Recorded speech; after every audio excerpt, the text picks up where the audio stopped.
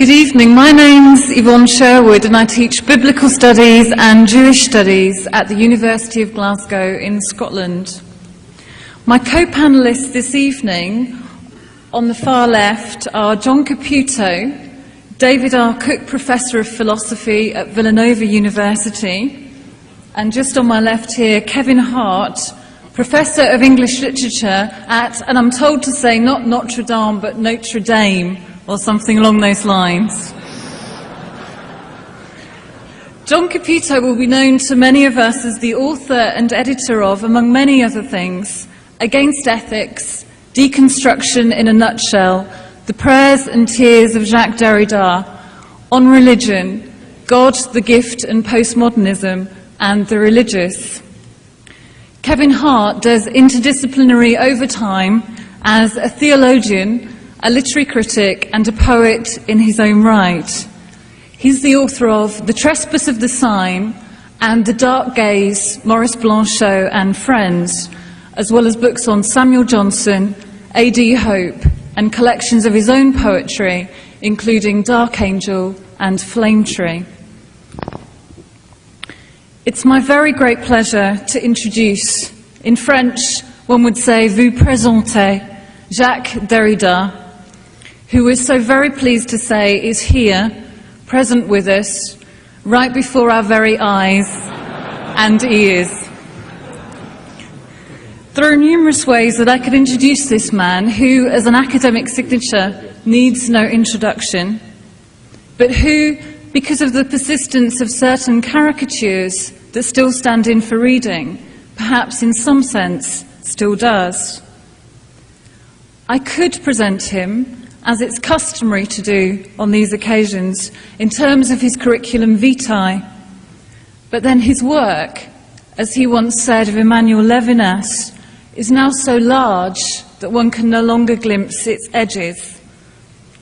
I could introduce him, as is also conventional, in terms of his institutional affiliations, past and present, for example at Yale, the Sorbonne, the École Normale Supérieure in Paris, the University of California at Irvine, and so on. But I wouldn't want to give you an impression of someone too much in love with institutions, who hasn't asked searching questions about the university and what the university means and does. Perhaps I could introduce him, as he sometimes has himself in a slightly tongue-in-cheek ecce homo, as a little Arab Jew, a Marano of French Catholic culture, who grew up in a Christianized Judaism that spoke of circumcision as baptism and bar mitzvah as communion, or as someone who regularly watches those Sunday morning TV programs on religion. These things certainly wouldn't be irrelevant to our context here at the American Academy of Religion and the Society of Biblical Literature. Perhaps the best way to introduce him in this context, without appropriating him for it, is to simply reel off a litany of topics that reverberate in his work as regularly as they reverberate around the discussions at our annual meetings. For example, Augustine, confession, circumcision, Paul, prayer, the Spirit and the letter, the Talmud, the Talit, the touch of Jesus, the flood, the Tower of Babel, the sacrifice of Isaac and or Ishmael, Kierkegaard, Messianism, wars of interpretation, Jerusalem, Kabbalah, religious violence, the limits of ecumenism and tolerance, sacrifice, the sacrifice of woman at the heart of sacrifice, ethics, responsibility and forgiveness, the eschaton, the apocalypse of John, the name of God. Perhaps I should just say, just once more, for the record, that Derrida is not an enemy of the good old Aufklärung, not an inventor of a machine or school called deconstruction or deconstructionism, not someone who believes that all the world's a text and we are merely players. Indeed, as Derrida has said, one of the requirements of deconstruction is that it touch on firm structures and physical institutions, that it make text answer precisely to what matters to us. A while ago, some of us got together to set an empty chair for Jacques Derrida at the annual meeting, because we wanted to acknowledge the debt that many of us here owe to his work, and because we wanted to create an opening for something yet to come. We are so very glad that Jacques Derrida is here, that he's graciously agreed to speak in English, a language which is not his, and we would like to say, first of all, welcome.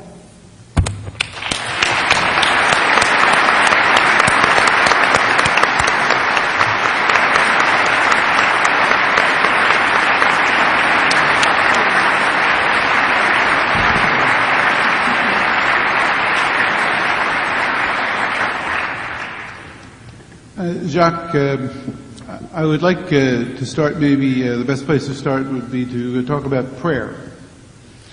And in circumfession, you say that you're a man of prayers and tears, and that you pray all the time. And in the remark that you make that you direct to Jeffrey Bennington, you say, "I wonder if I ought to tell them that I pray, and describe how that could happen, according to what idiom and what rate, on one's knees or standing up, in front of whom or what books. For if you knew, G, my experience of prayers, you would know everything." Now, what do you mean by that?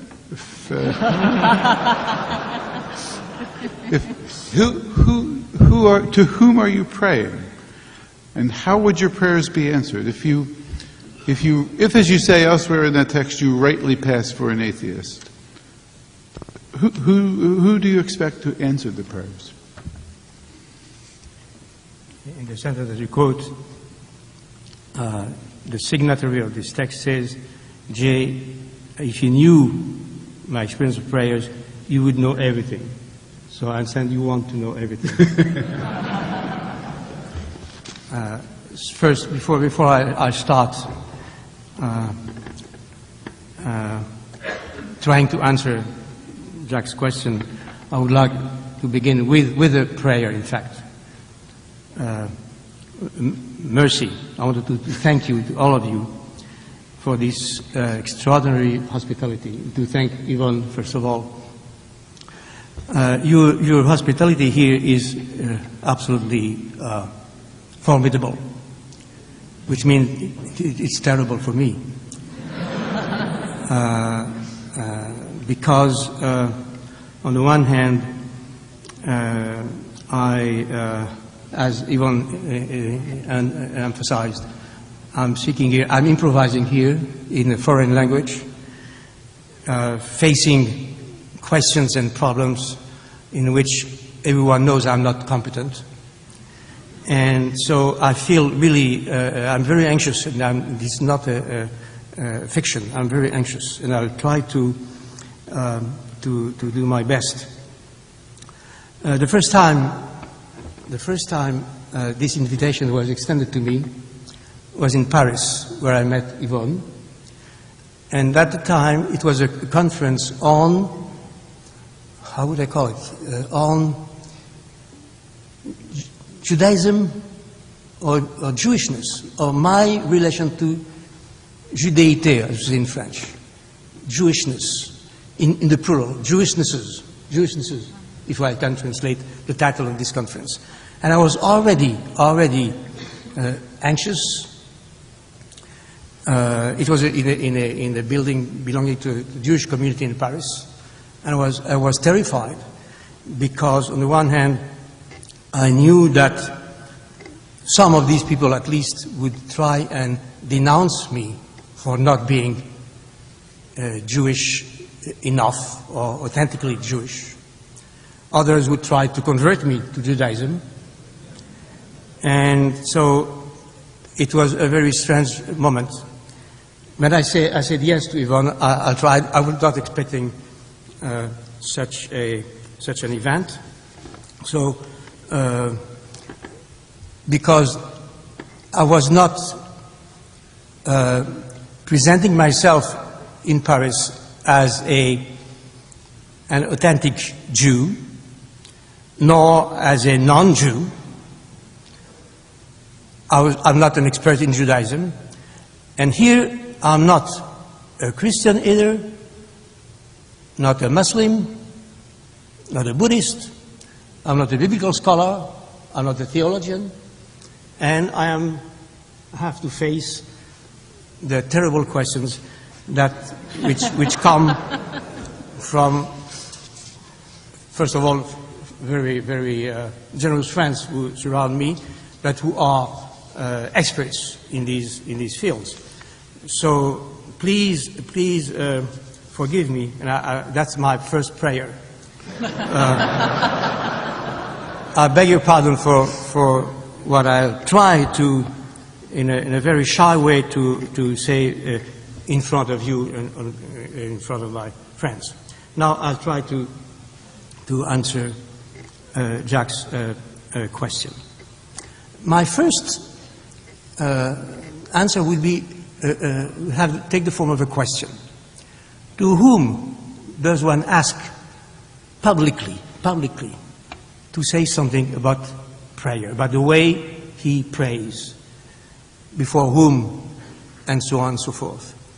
If I were a priest or a theologian or a well-known believer, Jack wouldn't ask me such a question. If I were simply a non-believer, well-known as an atheist or as someone who is totally foreign to prayer, he wouldn't ask me this question. So why am I asked this question? Publicly. Some years ago, I would decline. I would say, no, I won't answer this question. And I'm wondering why I'm ready to say something. Before saying something in a very ingenuous, very, very naive and disarmed fashion, I would like to raise another question. In the text that you know better than others, and even better than me, in the text that you quote, you assume that I am the man who signed this text. The man who says, if I ought to tell them that I pray, and so on. But you know that the status of this text remains suspended. I'm not simply signing this text. This text has a structure. It's not a confession, it's a circumfession. So it's a text which turns around a possible, impossible confession. Not only around circumcision, but around confession. So I'm not confessing. I'm not signing a confession. I'm not speaking in my own name, on the one hand. And on the other hand, this text is intertwined with quotes from St. Augustine. It's a very complex structure in which it's difficult even for me to decide who is saying something about his prayer, his way of praying, and so on and so forth.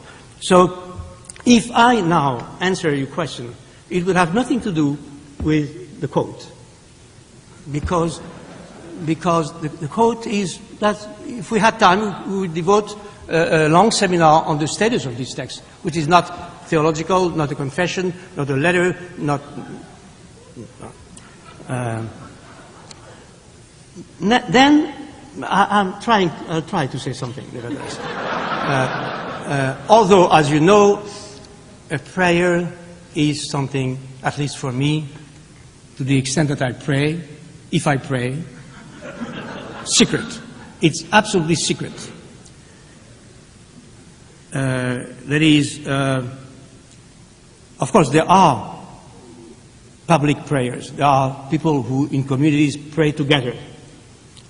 And the first thing I would tell you is that when I was young, my first rebellion against my own religious environment had to do with public prayer. Common, prayers in common. So my way of praying, if I pray, is absolutely secret. Even if I'm in a public, even if in a synagogue I was praying with others, I knew that my own prayer would be silent and secret and interrupting something in the community. So that's one more reason for not answering your question. Nevertheless, I'll say something. A prayer, on the one hand, has to be, the way I understand it, a mixture of something absolutely singular and secret, that is idiomatic, untranslatable, and at the same time, a ritual that is involving the body in coded gestures, in common language, in intelligible language. So there's this mixture between a secret and sacred idiom and some common ritual in which the body accepts to make coded gestures. That's the way, if I pray, that I pray. That is something absolutely idiomatic and something which looks like what many people in many cultures, many religions do. Sometimes kneeling, sometimes with a book, sometimes without a book or kneeling, sometimes walking, sometimes. I pray all the time. If I pray all the time, even now. But we have a problem. I have to address each question for 10 minutes. Okay, so because there are a number of questions coming. I would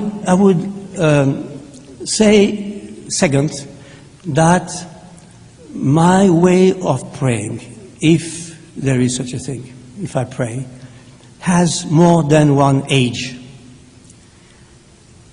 In the same instant, there is something very childish. And when one prays, one is always a child. Something childish, something archaic. Gathering some memories of my childhood, and the images, the imagery, the iconography of God as a grandfather, a severe, just grandfather with a beard.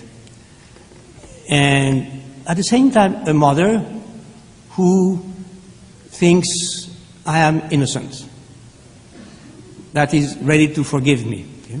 So there are these naive image of a couple of a terribly just but merciless father, but just, understanding father, and a mother who is trying to trust my innocence. This is the layer of the childish layer of my prayers. The ones I perform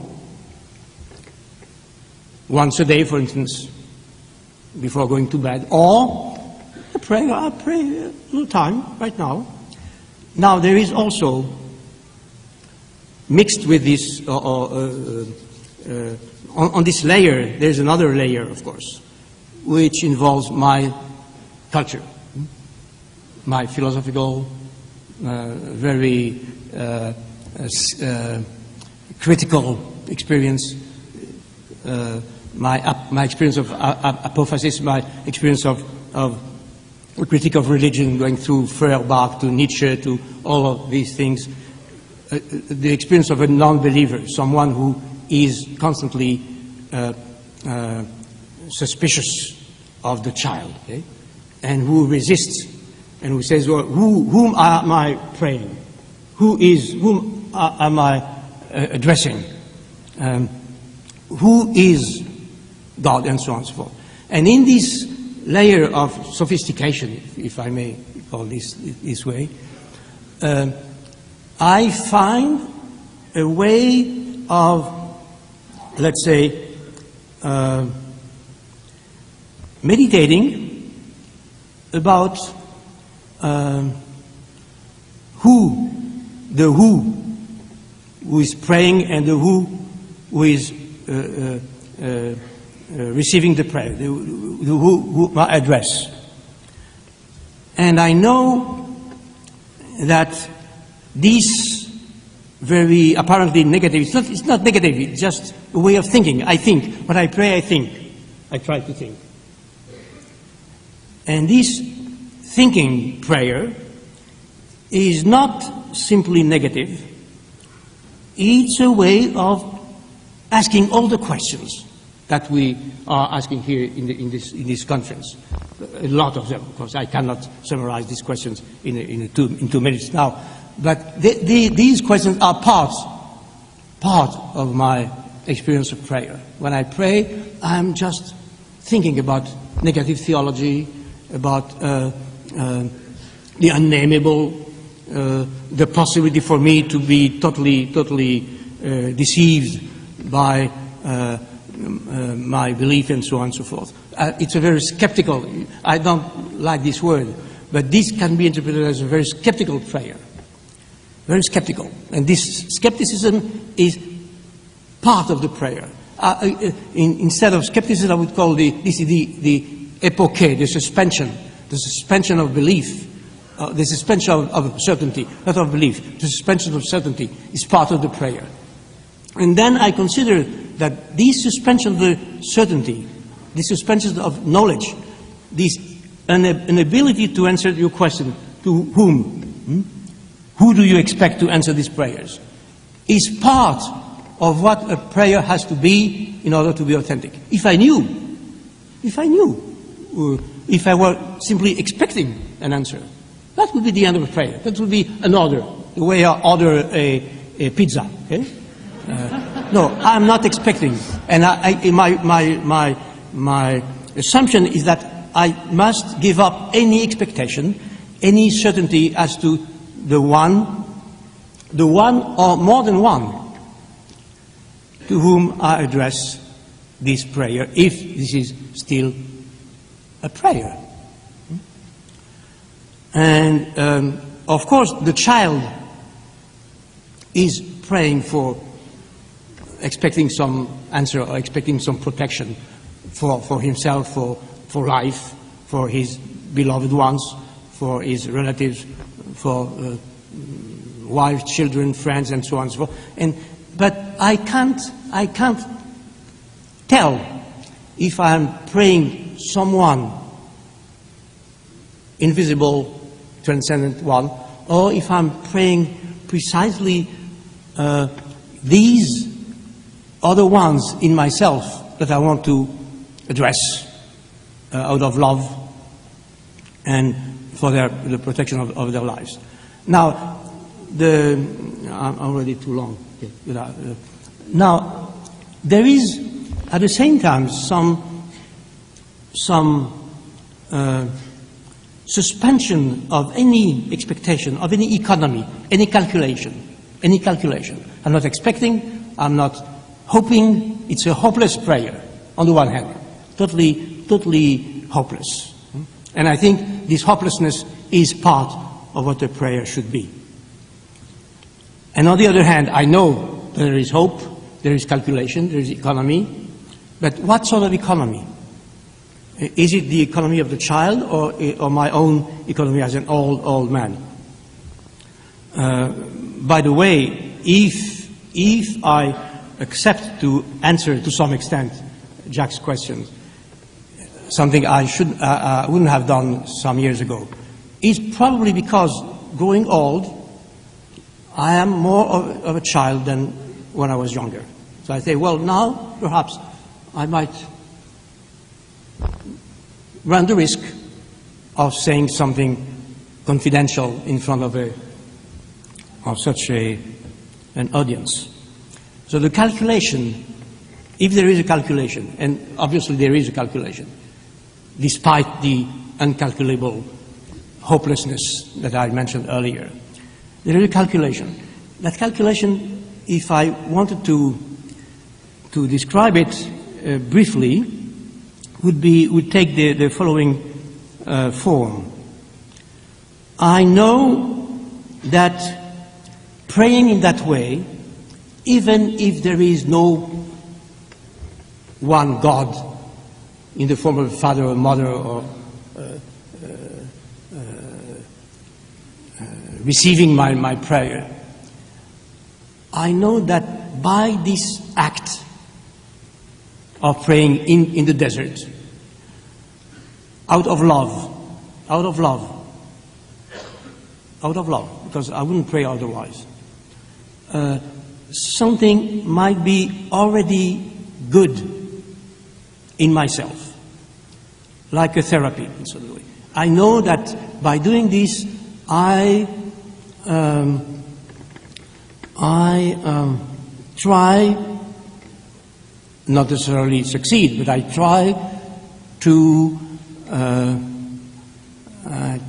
affirm and to accept something in myself, which won't do any harm to anyone, especially to me. The impression that I do something good to myself, that's the calculation, and by the same token, to my beloved ones.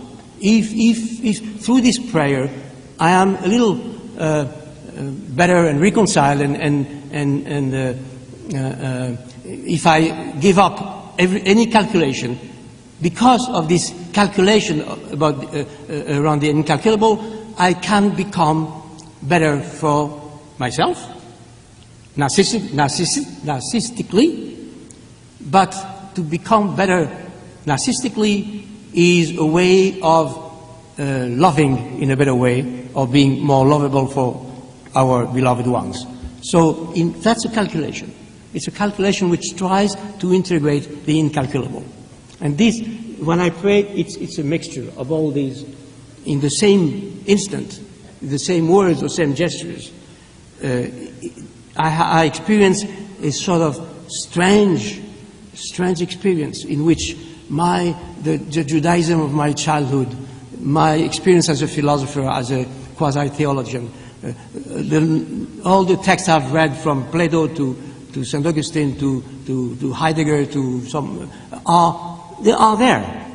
They constitute my world, the world in which my prayers praise. Okay, and that's the way I pray. Sometimes in a given and let's say fixed moment in the day. Sometimes anywhere at any moment. For instance, now. I should stop. I'd like to begin with a general question about the relations between deconstruction and Christianity. You pointed out that deconstruction is not to be regarded as a set of theses that can be simply removed from the contexts in which you write and applied to other contexts. It has neither a thetic character nor a proper home. Rather, deconstruction exists in its applications. It's forever mobile, reformulating itself in quite different places and times. In your early work, you came to deconstruction by way of particular philosophical and literary contexts. But as you know, deconstruction also has a rich Judeo-Christian heritage. One could see Heidegger's destruction of metaphysics as a folding of Luther's Heidelberg Disputation, which itself folds St. Paul's warning to the Corinthians, which has itself already folded Isaiah's vision of Yahweh's sentence, "I will destroy the wisdom of the wise."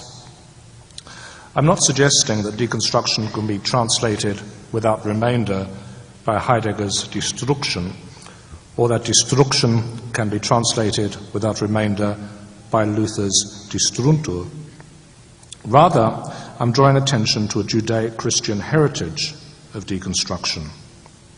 If this heritage exists and has effects, wouldn't a deconstruction of Christianity be bound to meet an internal limit?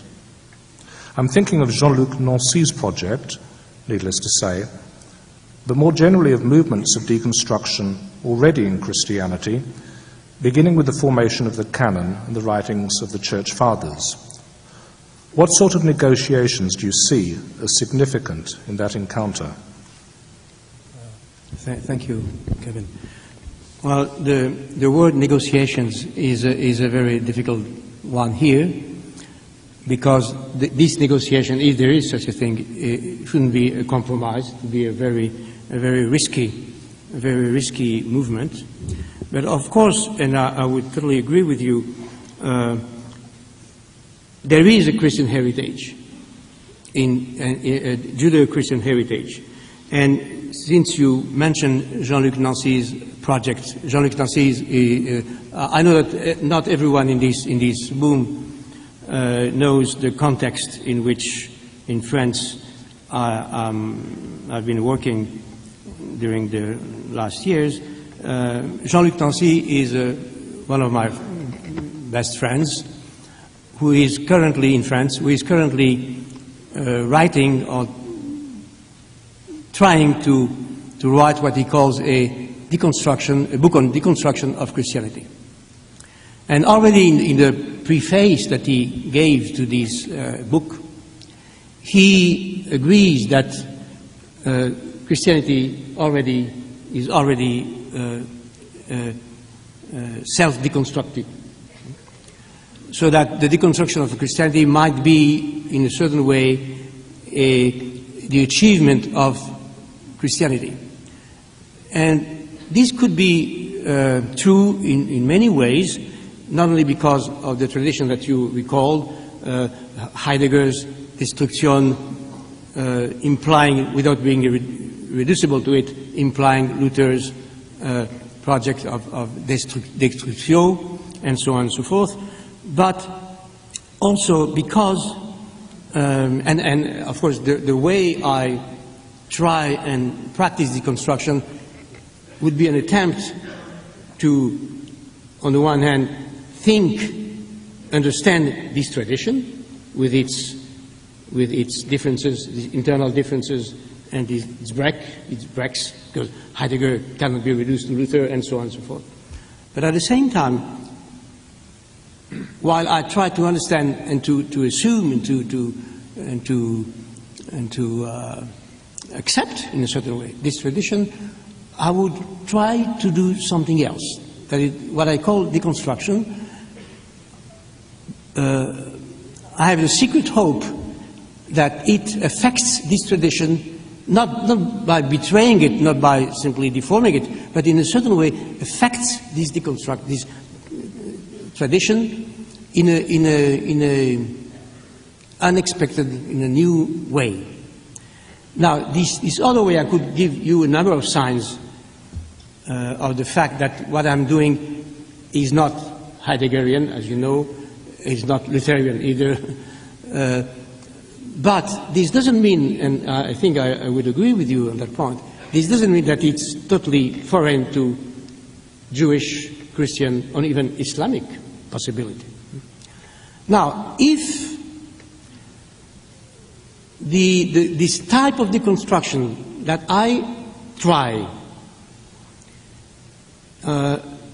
remains, let's say, Abrahamic, Jewish, Christian, Islamic, or whatever else, this would imply that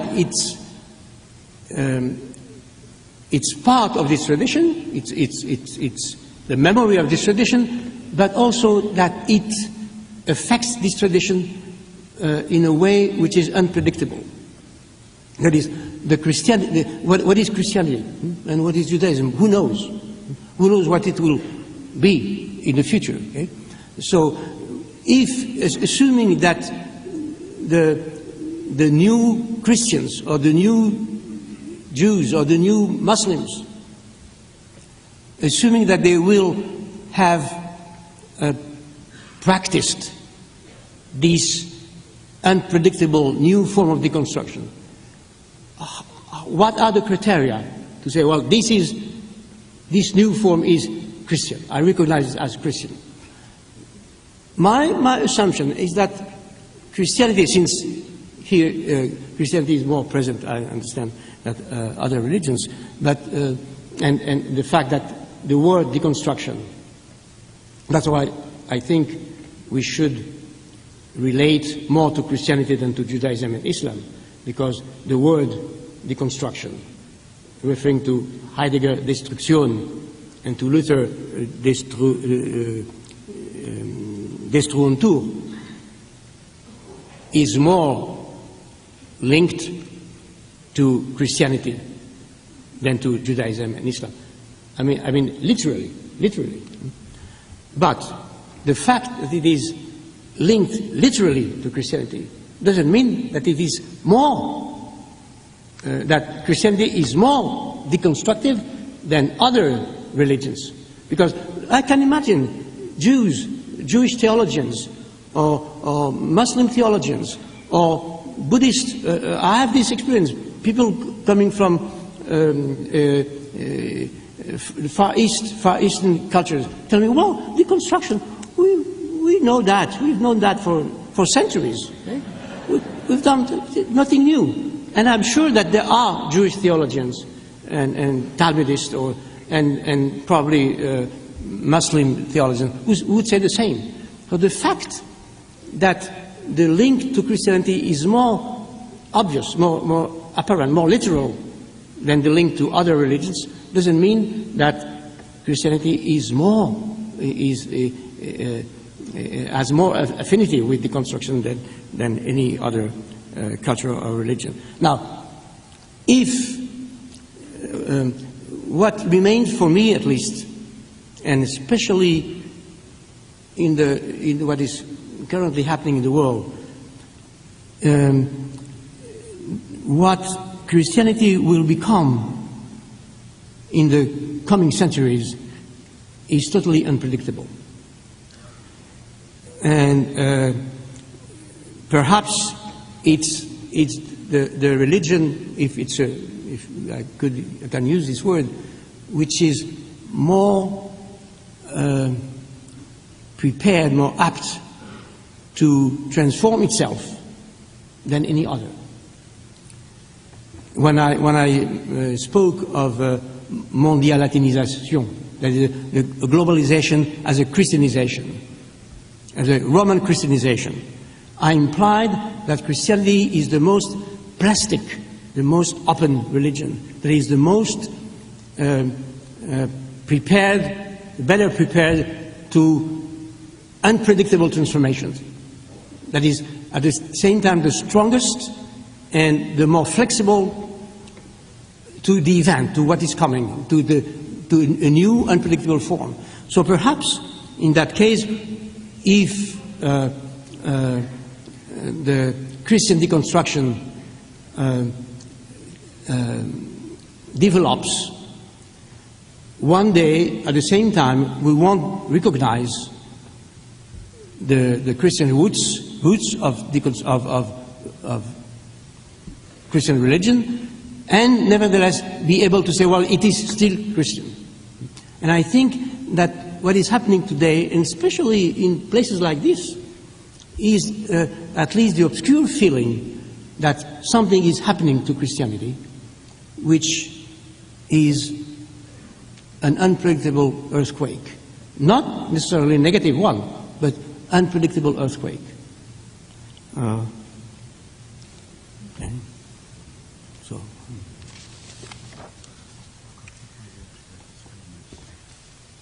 I've got a question for Reb Reader, as you've called yourself. Although you've never invoked the Jewish tradition in any rooted or direct way, I think there are many resonances between your work and the Midrashim. For example, when you ask in The Gift of Death whether the story of the sacrifice of Isaac is predicated on the sacrifice of woman in both active and passive senses, woman as object and subject of sacrifice, I think of the ancient Midrashim that see the death of Sarah in Genesis 23 as a consequence of Genesis 22. I'm interested to hear how you might read a couple of Midrashic fragments from Genesis Rabbah, which treat, as you do, subjects of blood, sacrifice, love, circumcision, and woman, and that in fact seem to read the sacrifice of Isaac as a hyper-circumcision. The first fragment is a commentary on God's rather overqualified command to Abraham, take your son, your only son, whom you love, even Isaac. And it goes like this. God said, take your son. Abraham said to him, I have 2 sons. He said to him, "Your only one." He said, "This one is the only son to his mother, and this one is the only one to his mother." He said to him, "Whom you love?" He said, "I love them both." He said to him, "Isaac." And the second fragment stages a drama that precedes the sacrifice. And it goes like this. Isaac and Ishmael were engaged in controversy. The latter argued, "I'm more beloved than you because I was circumcised at the age of 13, while the other retorted, "I'm more beloved than you because I was circumcised at 8 days. Ishmael said to him, "I'm more beloved than you since I was circumcised at 13 and could have protested, but you were circumcised as a baby and could not refuse." At that moment, Isaac exclaimed, "Oh, that God would appear to me and bid me cut off my limbs, then I would not refuse." Another version says Isaac retorted, "All that you did was lend to the Holy One, blessed be He, 3 drops of blood. But I'm now 37 years old, yet if God desired of me that I be slaughtered, I would not refuse." Thank you. Perhaps at the end of my 2 answers, I'll try to relate the two commentaries. The first one, I would say, that's I improvise an hypothesis. The first one tells us about the terrible experience of, let's say, facing God, obeying God, who gives unjustifiable orders in the name of love, the one you love, and asks someone, in this case Abraham, to choose between 2 equally beloved sons. Abraham says, "I love them equally. Both are the sons of their mother, of his mother, and I love them equally." And God insists, "You're only one. So you have to elect one." So then Abraham insists, "I love both." And he said, "I love them both." And God said, "Isaac, just one." It's a terrible situation. Long before the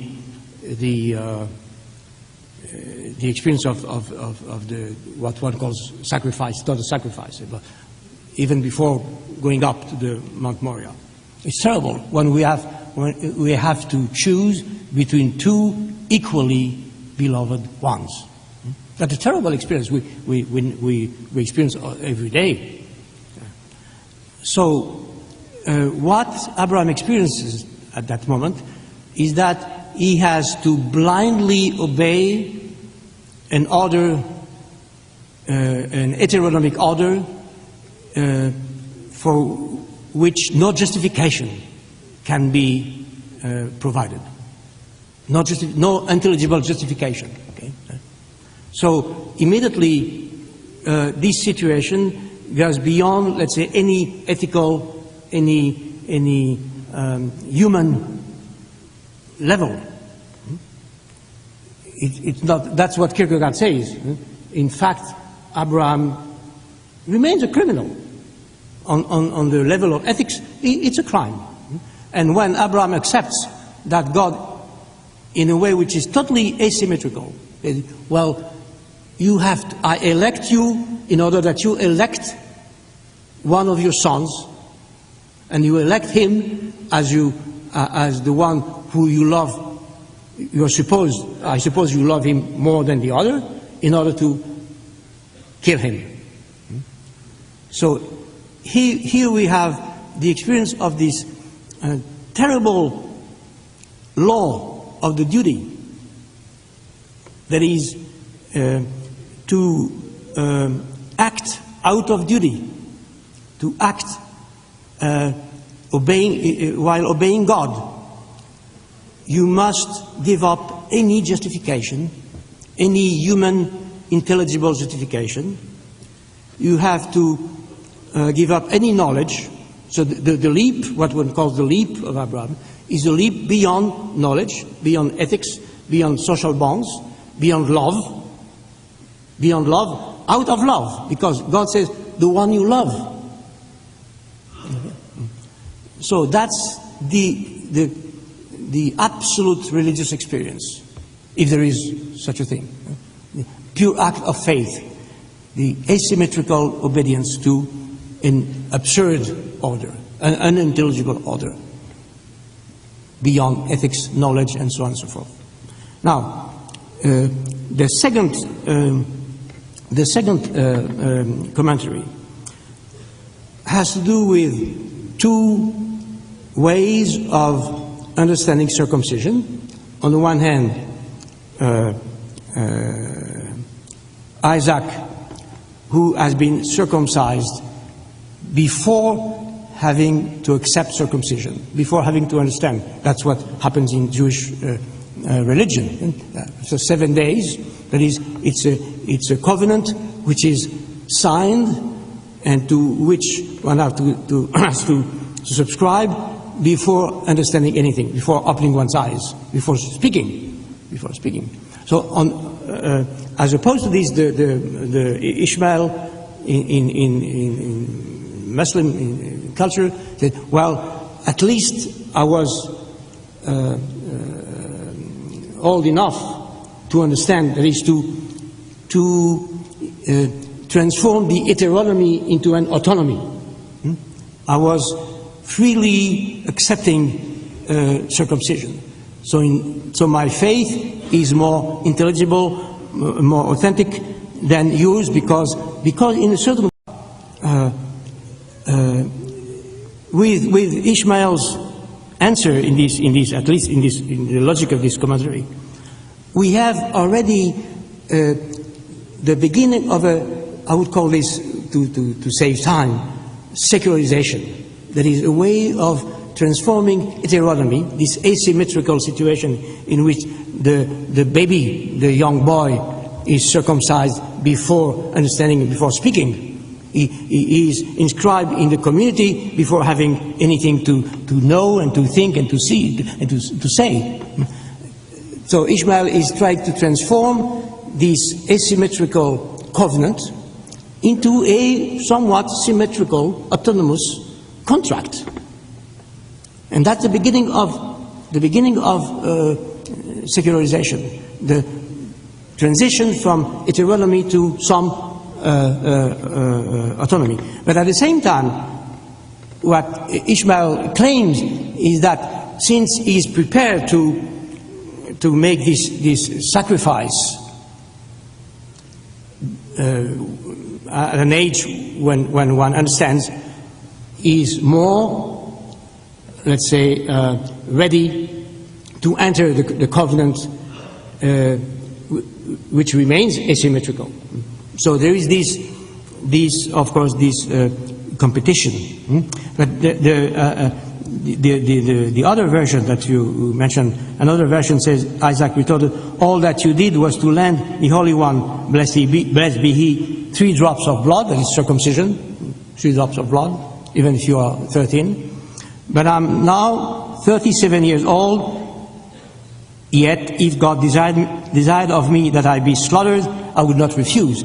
So there is this auction, in a certain way, between the two. Now, of course, I was circumcised when I was 7 days without understanding anything, but now if God demands or asks me to do even more, to be slaughtered, now as an adult I would accept. So there is this auction, wanting to be more obedient and more submitted, more subjected to God in an asymmetrical way than the other. And of course, it is difficult to read this commentary without having one's eyes in the direction of what's happening today in many parts of the world, in Jerusalem among others, in this war about who has been more true to God, more subject to heteronomy in a certain way, that is, more of a believer. That if I had time, I would go in that direction, in the political direction. But when I say political, and there's a lot to be said about politics and Judaism and Islam and Christianity today, needless to say.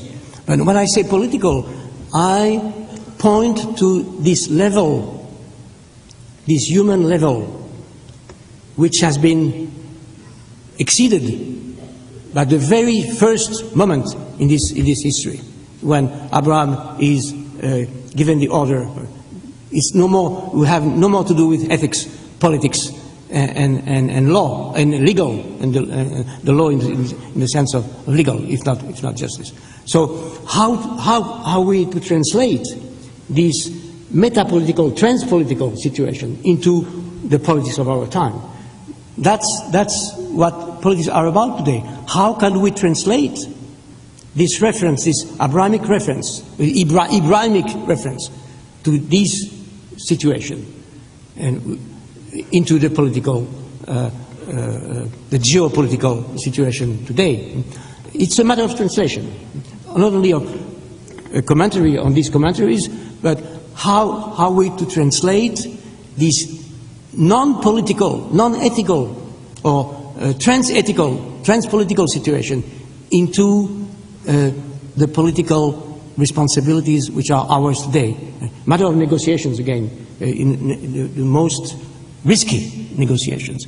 But the fact is that if one wants to be rigorous in this negotiation, we have to, at the same time, keep in mind the specificity of ethics and politics and the irreducible specificity of this trans-political and trans-ethical situation. So on the one hand you have, let's say, Kierkegaard insisting on the trans-ethical stage, the religious level, and on the other hand someone like Levinas who says, well, in fact, in this situation, that's where Levinas opposes Kierkegaard. In that situation, what is most important is not the fact that Abraham was ready to sacrifice, as one says, in a wrong way, to sacrifice. The most interesting point is the angel who spends the sacrifice. That in fact, this unethical situation, the murder, because it's a murder. Kierkegaard says it's a murder. We have to keep in mind that Abraham was a murderer, was a criminal in terms of ethics. For Levinas, well, what matters here is not the fact that Abraham was ready to kill his son, but the fact that God interrupted the slaughter.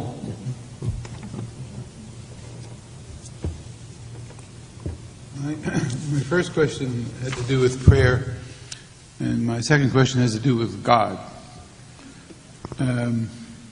So I want to ask you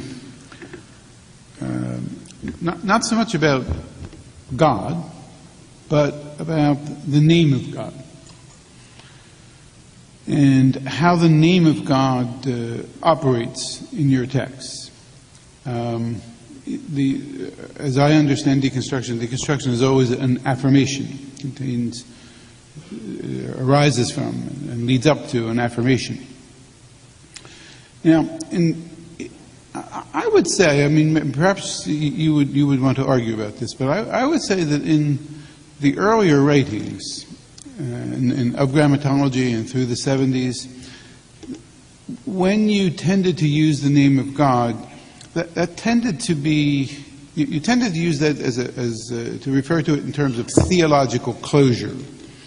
It was, the name functioned as a way to arrest the play, or as a desire for a centered discourse, a transcendental signifier. But in the later writings, I have the sense that the the emphasis has changed somewhat, and that the name of God has become a more open-ended name for you, more affirmative. And maybe we could say not so much a theological name as a religious name, and one that, for example, in Sophonom, you even speak of saving. So, whether you're mentioning the name of God or using the name of God, and it would be interesting to know which is which and when you're doing which, and I'm not sure. But whether you're mentioning it or using it, what is going on with this name? Thank you, John. A difficult question because, on the one hand, it's true that there has been a change, not, let's say, in my way of addressing these questions, but in the strategy of the text. It is true that at the time of what we call the earlier writings, I was speaking in a context in which the name of God was more, let's say, inscribed in what Heidegger would call ontotheological. God as the absolute being, that is being present, and so on and so forth, and playing in the system of, let's say, ontology, ontotheology, a certain role. So at that point, of course, when I said theological, I meant what you said. And even today, when I speak of sovereignty as an ontotheological phantasm or heritage, I have the same name of God in mind. But even then, at the time of grammatology, I had and there must be signs of it in these early texts, the feeling that the name of God doesn't function the way one usually thinks it functions. That is, and Hegel already said this, there is no example. God cannot be an example. The name of God is not a name among others. It must function differently. And to come to your distinction, to the distinction between mention and use, and we say whether you are mentioning this name or using it, and you add often. No, I'm often not sure when you are doing the one or the other. I'm not sure either, because if there is something unique in the name of God, in what it names and in the way we name through it, there is something unique. That is, the distinction between mentioning and using is not pertinent anymore. If you want this distinction to work, you have to at least imply that when you use a word, there is a referent. I say, give me a glass, okay? When I mention the word glass, I mention the word, okay? I'm referring to a word, I'm not referring to a thing. Okay? Now, God, given precisely this deconstructive move, God is not the omnipotent first cause, prime mover, absolute being, absolute presence. So God is not something or someone being, some being that I could refer to by using the word God. The word God has an essential link to the possibility of being named. On the one hand, it's far beyond any given existence. It's transcendent any given form of being.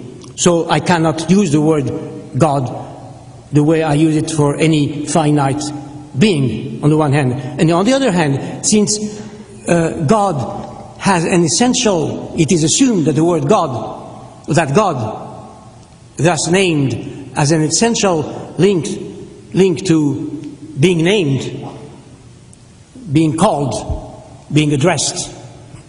So when I use the word God, I mention it. It's a word that I received as a word with no visible, experienced reference. So that this comes back to what I said about the prayer. When I pray, if I say God, if I address God, I don't know if I'm using the word God or mentioning the word God. And it is this impossibility or the limit of the pertinence of this distinction between mention and use, which makes religion possible, which makes God possible, which makes, let's say, the reference to God possible, the reference in terms of use or mention. So that's why in a number of texts which are more recent, I was attentive to precisely through texts around Angelus Silesius and others to the name of God, the question of the name of God. And when I say the name of God, it's not a nominalistic suspicion. What are we doing when we name God? And what are the limits of this naming?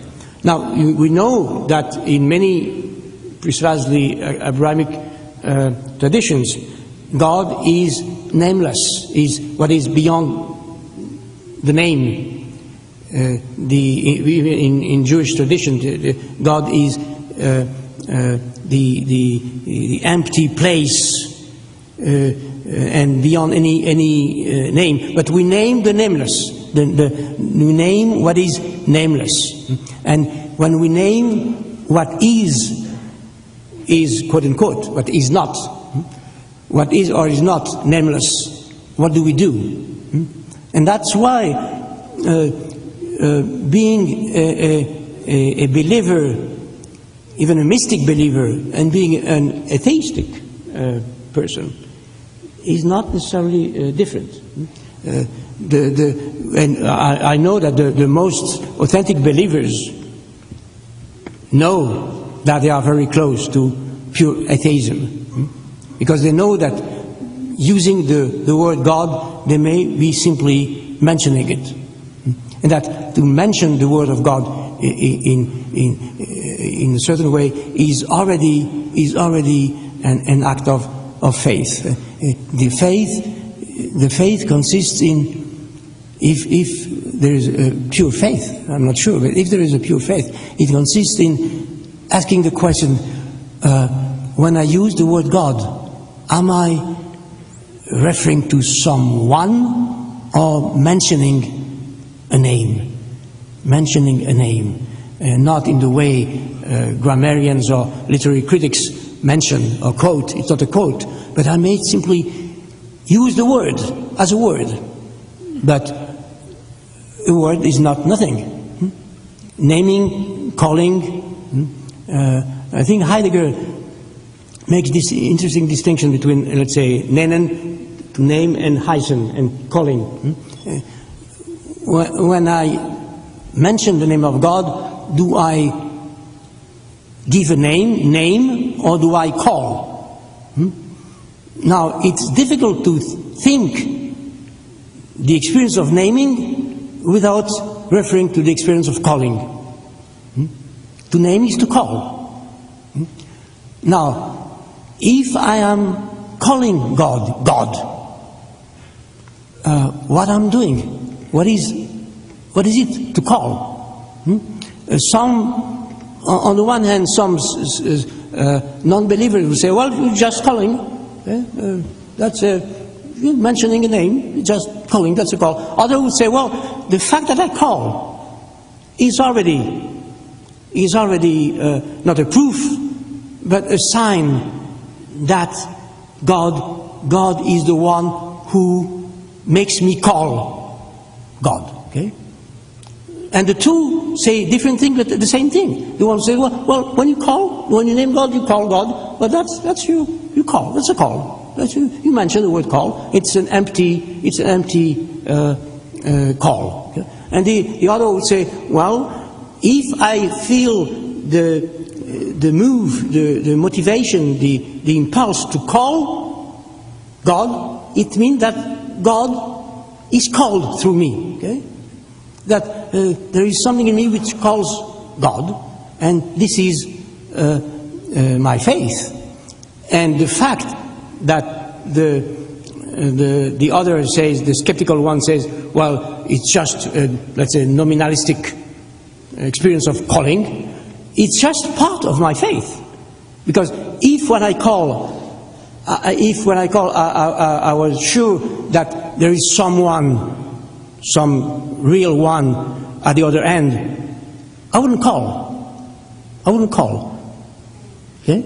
That's why the skeptical is part of the faithful one. If God was really present and as a sure and ensured presence, I wouldn't call, and I wouldn't call anyone. I wouldn't call even Kevin, who is close to me, if I was sure that Kevin is really absolutely present to me. When I call him, it's because in a certain way he's not sure that he's just paying attention to me or simply present. Okay? So that's why between the skeptical one, the skeptic, and the faith, the believer, there is no mere contradiction. And that's what happens with this unique name of God. It doesn't mean, and just one postscriptum, doesn't mean that the name of God is unique in that respect. Because what I just said about the uniqueness of the name of God can be translated or transposed into, or translated into any name of anyone. The name of anyone, even any finite being, it's the same situation. That's why I took the example of Kevin. It's the same structure. The same structure. And that's why what I call here faith is at the same time an exceptional, unique experience and something very, very common and very let's say universal in a certain way. I asked before, Jacques, a question about the relations between deconstruction and Christianity, and I'd like to ask a question now about the relations between theology and deconstruction. It seems to me that theology is not just one humanities discipline among others. The theologian speaks and writes from within the sphere of faith, or perhaps more exactly, from within an intersection of the spheres of faith and reason. Although you've discussed various topics in mysticism and apophatic theology, and you've brooded on sacrifice and the two sources of religion, you've never written as a theologian. You've written about faith, about religious faith rather than theological faith, if I might borrow Thomas Aquinas' distinction.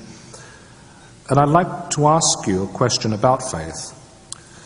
Does deconstruction in theology meet an internal limit?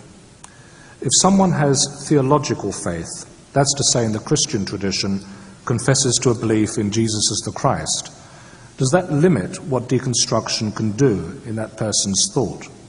Or does it offer another context in which deconstruction works, albeit differently than in other contexts? Thank you.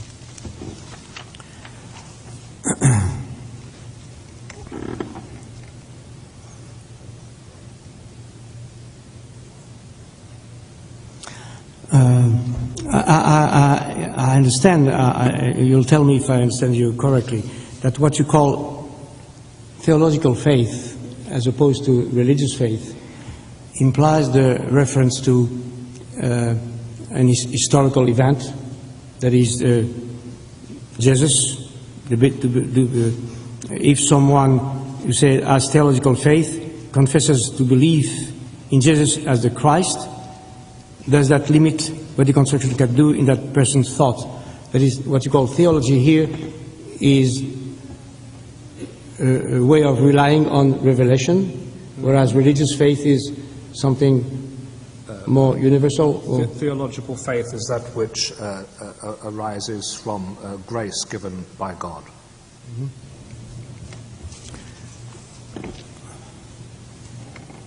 Well, about grace given by God,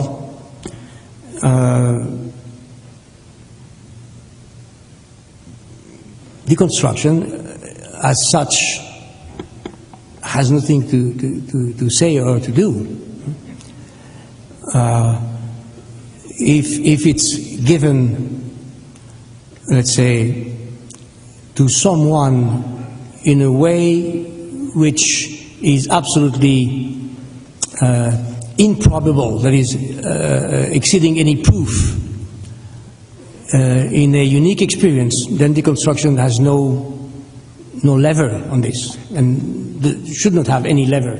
But once this grace, this given grace, is embodied in a discourse, in a community, in a church, in a religion, in a theology. That's why the word theological is a little troubling to me. When it is embodied in a body of discourses, institutions, and so on and so forth, then some deconstruction may have something to say, something to do, without let's say, questioning or suspecting the moment of grace, but about the consequences, the discourses, the institutions, the authority, the law, the politics, which might be the consequences of this grace. Yes, deconstruction has something to do, while respecting the possibility of this grace. But the possibility of this grace is not accessible. It's not publicly accessible. And on that point of view, I'm really Kierkegaardian. The experience of faith is something which exceeds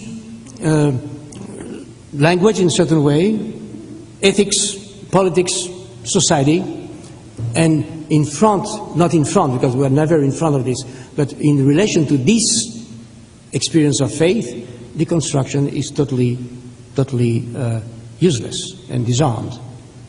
And perhaps it's not simply the weak part of deconstruction. It's perhaps because deconstruction starts from this possibility of, if not the given grace, but this absolutely secret experience, which I would compare to what you call grace. That's perhaps the starting point of any deconstruction. That's why deconstruction is totally disarmed, totally useless when it reaches that point.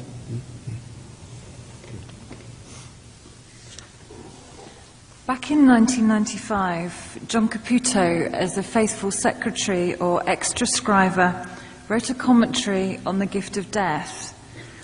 And this is how he translated your passage about what would happen if Abraham were to sacrifice on the top of Montmartre instead of on Moriah in Jerusalem, in the incendiary Middle East, where we expect such things to happen. He wrote this: "Were a man later this week to take his son and head up to the top of the World Trade Center with the intention of offering his son in sacrifice, we would send a SWAT team to seize the man and put him under arrest for attempted murder for denying the most elemental command of ethics, which is not to deal in death."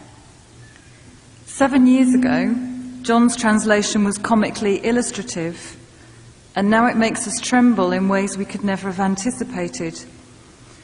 My question is, how should we read yours and John's glosses on de Silentio and a certain Abraham or Ibrahim at home in Europe and America after what we now call 9/11, after the World Trade Center collapsed under the impact of knife and fire, murdering over 3,000 sons and daughters, and after Mohammed Atta, hijacker of American Airlines Flight 11, left a note saying that his parents should be like Ibrahim, who willingly offered up their son to death?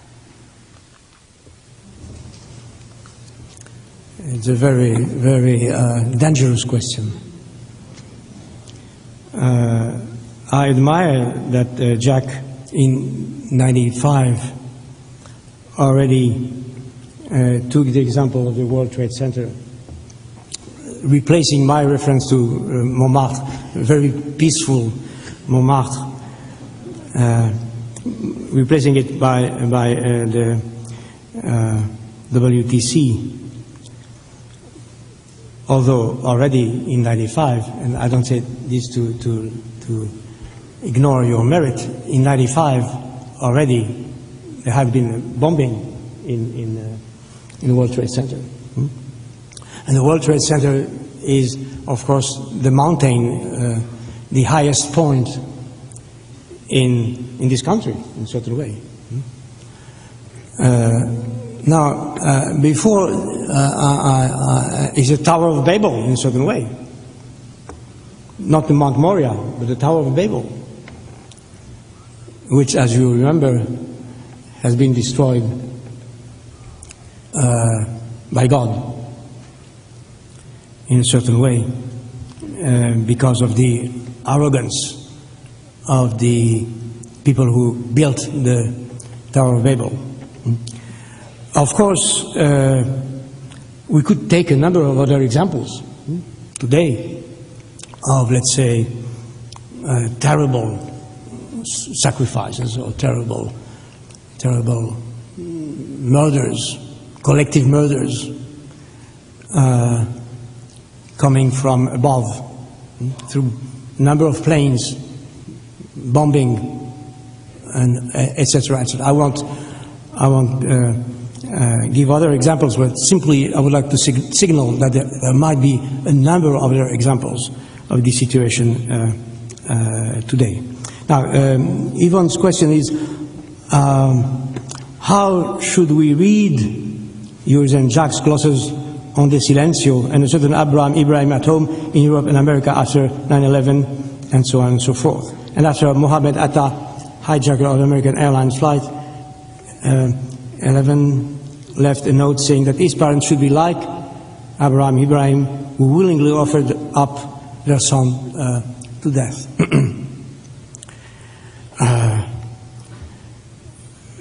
First, the comparison stops very quickly, because even if the parents of Mohammed Atta were ready to offer their sons, in the case of Abraham and Isaac, there was no collective murder. There was just a victim or someone sacrificed. Whereas in that case, he didn't simply commit suicide. He killed thousands of people by the same. So, does that mean that the comparison doesn't work at all? If we seriously address the question of the political, military, historical consequences of the sacrifice of Isaac in the world since that time, in the name of these traditions, millions of people have been killed, and are still being killed. So I don't know what the interpretation might be. My first reaction would be, in any case,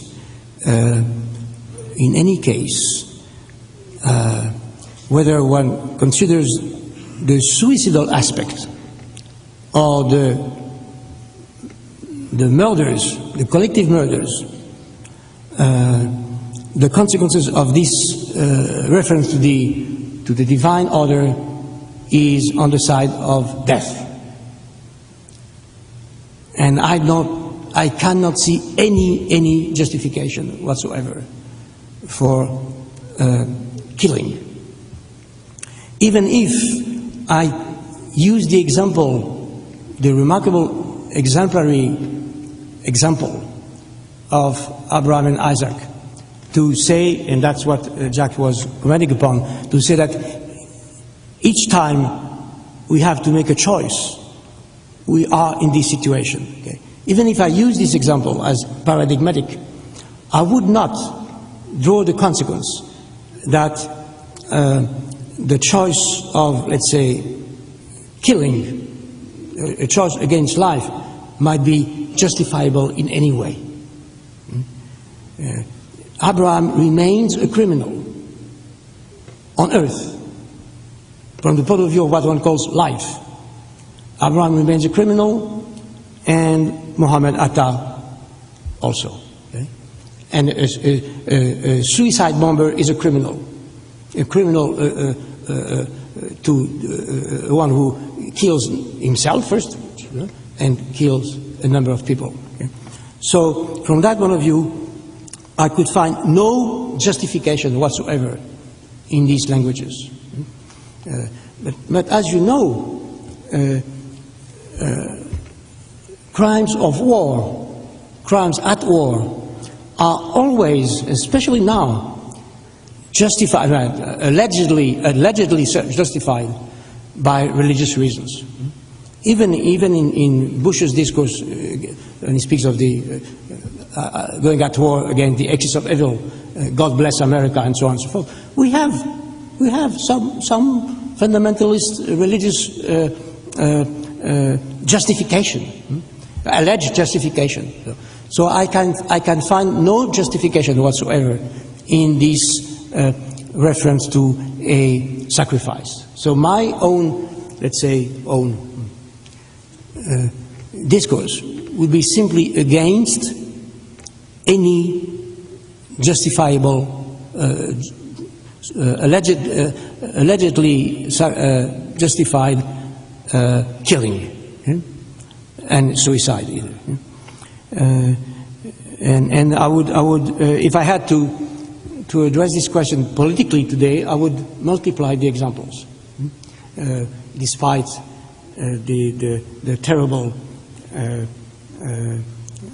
example that you choose, and despite all the compassion that we may have for the victims of this 9/11 crime, we would have to take other examples today and to evaluate politically what the situation is.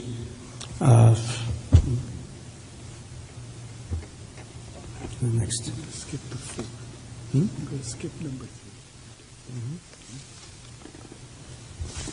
3. Back in October of 2001, when you were at Villanova, you made a remark about the powerlessness of God, which I found very interesting and fascinating. And I wonder if we can talk a little bit about that.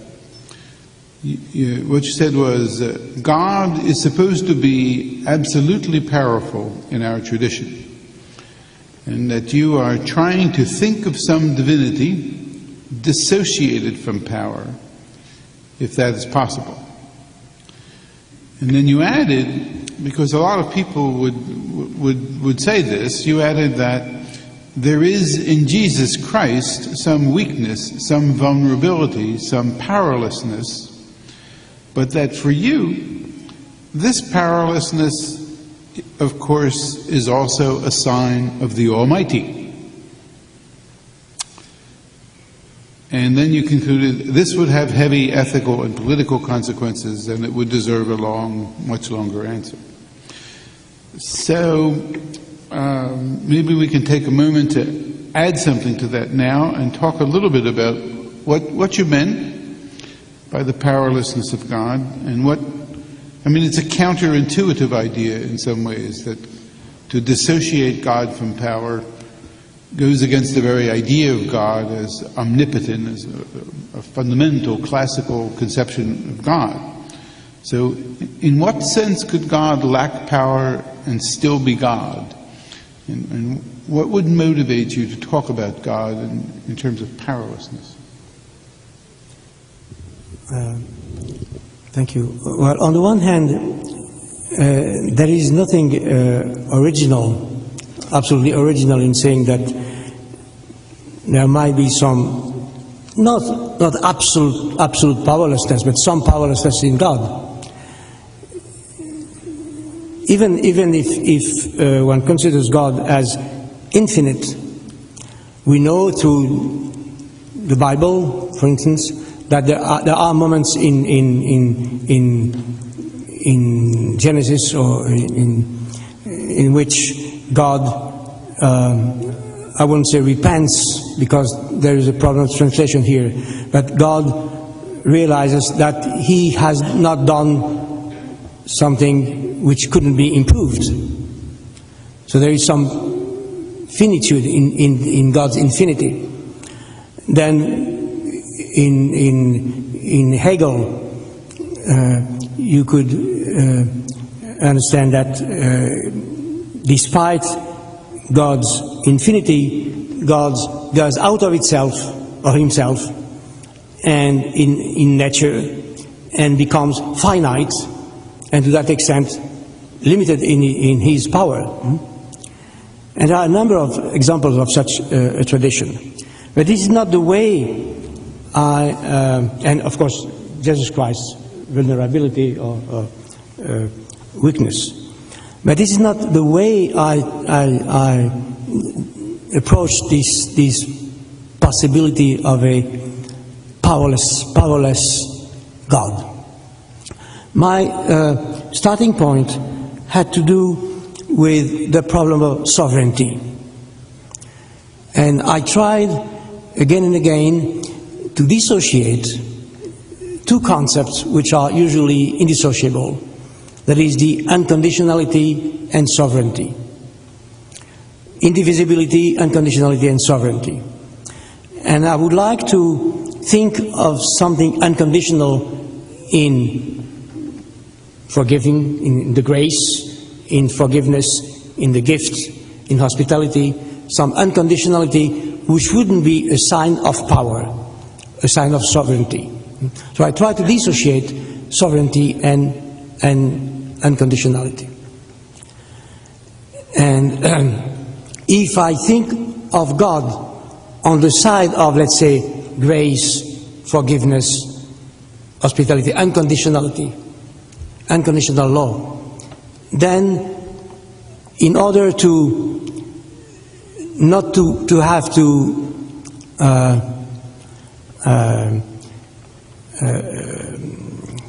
agree with what I call the ontotheological tradition of sovereignty, one has to dissociate God's sovereignty from God, from the idea of a God. God without sovereignty, God without omnipotence, God without absolute power.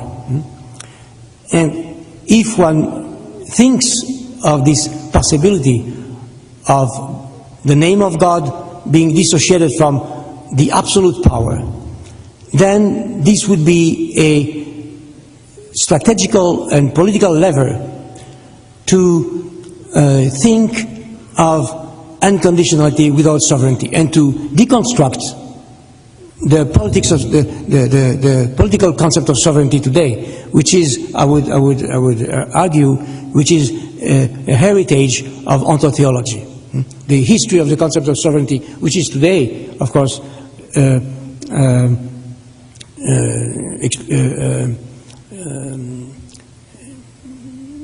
let's say, undergoing a terrible crisis, with an earthquake all over the world, with nation states trying to to keep the sovereignty, and others trying to challenge this sovereignty. So today, the political problems in international law are problems of sovereignty. So, and we have to think differently about sovereignty and to deconstruct the tradition, the ontological tradition of sovereignty. And from that point of view, if we want to keep what I call the unconditional, the reference to the unconditionality in gift, in hospitality, in forgiveness, and so on and so on, we have to dissociate sovereignty and unconditionality, and then to dissociate what one calls God and absolute power. And perhaps this comes close to some Christian motive, the one you just mentioned. Then we would have to rethink the vulnerability and powerlessness of Jesus without the absolute power, which nevertheless remains in the tradition the foundation of, let's say, the last recourse of this Christianity. If it's as weak and vulnerable that Jesus Christ represents, so to speak, or incarnates God, then the consequence would be that God has some powerlessness in himself. Or the other way around, that in fact the weakness, the powerlessness of Jesus is the human part of the passion, whereas God remains absolute power. That's a choice or a decision which has to be made within Christianity. Another experience of another Christian experience. I think, tell me if you agree, that there are the two movements in Christianity. Yeah, and you're suggesting the more radical possibility. I mean, the more traditional one would be to say that there is a vulnerability in Jesus, but God retains God's absolute power.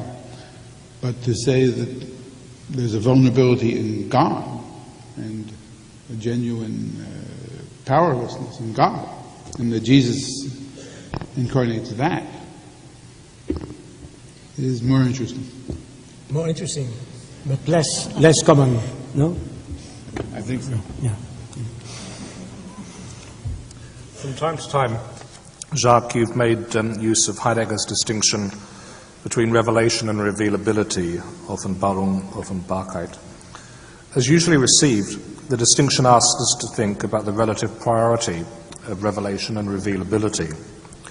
Does revelation precede revealability, making conditions of manifestation apparent only after the fact? Or are conditions of revealability in place before revelation occurs? I'd like to invite you to reflect on the distinction. Is it a clear alternative, or should it be understood, as you hint now and again, as an aporia? You suggested in Politics of Friendship that rethinking the alternative by way of iterability might, and I quote from you, might at least give access to a structure of experience in which the two poles of the alternative cease to oppose one another to form another node, another logic, another chronology, another history, another relation to the order of orders.